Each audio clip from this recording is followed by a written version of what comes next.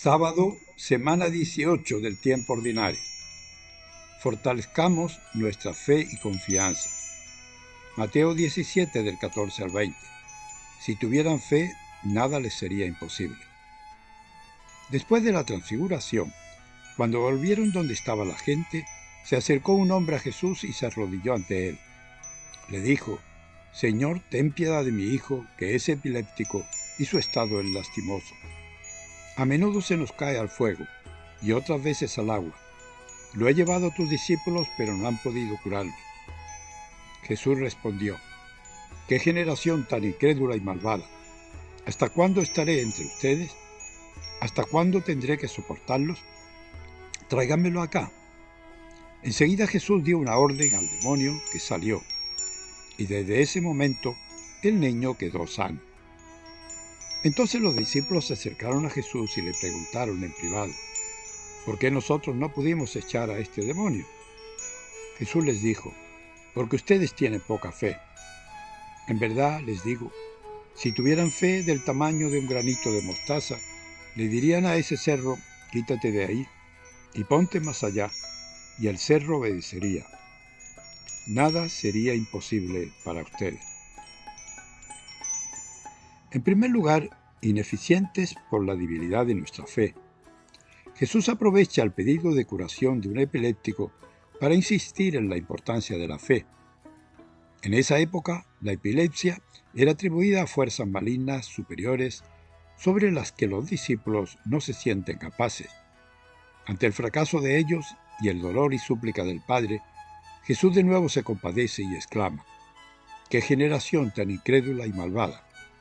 Frente a la ineficiencia de los discípulos, Jesús actúa con toda seguridad y firmeza.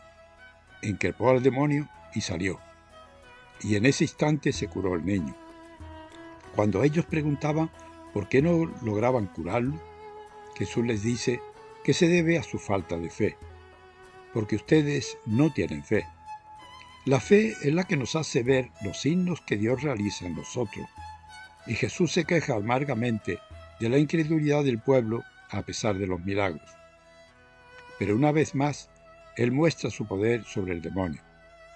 En el relato paralelo de Marcos, donde se dan más detalles y se hace más comprensible la escena, se insiste más en la necesidad de la oración. Jesús hace aquí una doble curación: al joven librándole de su enfermedad y a los discípulos haciéndoles reconocer la debilidad de su fe para fortalecerles en ella. En segundo lugar, el inmenso potencial de la fe. Con ocasión de la importancia de los discípulos en el caso del epiléptico, Jesús aprovecha para fortalecer nuestra debilitada fe como seguidores. Ustedes tienen poca fe. En varias ocasiones anteriores ya les ha hecho esta llamada de atención: hombres de poca fe, desconfiados, cobardes y desconfiados, pero ahora subraya además el enorme potencial de la fe.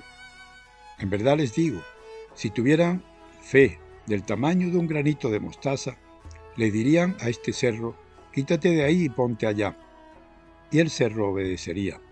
Nada sería imposible para ustedes. Si la fe es auténtica, aunque sea pequeña como un grano de mostaza, consigue cosas que parecen imposibles.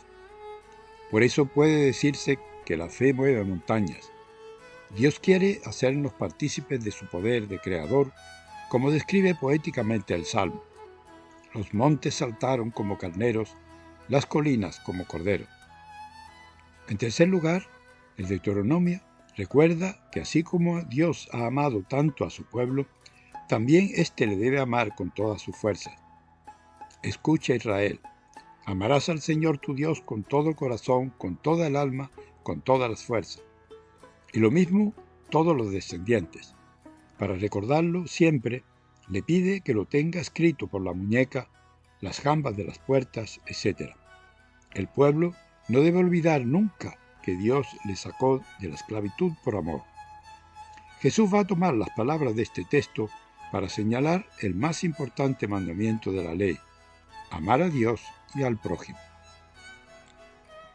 Como esos discípulos de Jesús, también nosotros podemos sentirnos impotentes ante muchas situaciones de la vida, tribulaciones enfermedades, conflictos personales o ajenos. Y es posible que el Señor nos diga qué poca fe tienes. Él nos invita a revivar nuestra fe, a crecer en confianza para lograr con Él lo que puede parecernos imposible. Así como los discípulos fueron madurando en su fe con el acompañamiento de Jesús, también nosotros, con su gracia y dejándonos acompañar por Él, podemos hacer ese proceso de crecimiento en la fe y vencer nuestras desconfianzas o inseguridades. Dios puede hacer grandes milagros a través nuestro, milagros de solidaridad, de reanimar a personas semidestruidas, de levantar esperanza, de curar realidades sociales que lastiman. Preguntémonos cómo anda nuestra fe, nuestra confianza en el poder de Dios en nosotros. El autor del Deuteronomio nos recuerda lo mucho que Dios nos ama y las maravillas que Dios ha obrado y sigue obrando en nosotros. Nos invita a responder con profundo amor a lo mucho que Él nos ha regalado. Reconozcamos tanto bien recibido y respondamos confesándole nuestro amor sincero, amándole a Él y al prójimo como a nosotros mismos. Pueden servirnos las palabras del Salmo de hoy. Yo te amo, Señor, tú eres mi fortaleza. Les saluda y bendice en el nombre del Padre, del Hijo y del Espíritu Santo, y Mariano.